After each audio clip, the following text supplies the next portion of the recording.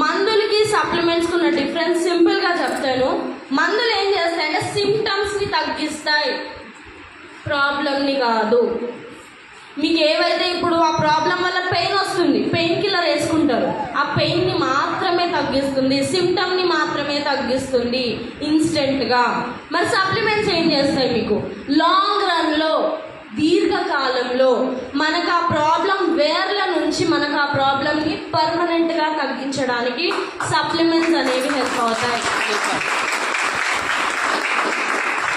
So ఇక్కడ మనకి ఒక సైంటిస్ట్, క్యాన్సర్ని డిస్కవరీ చేసిన సైంటిస్ట్, ఈయన నోబెల్ ప్రైజ్ విన్నర్, ఈయన డాక్టర్ ఆటో వార్బర్. ఈయన మనకి ఏం చెప్తున్నారంటే, no disease including cancer can exist in an alkaline environment.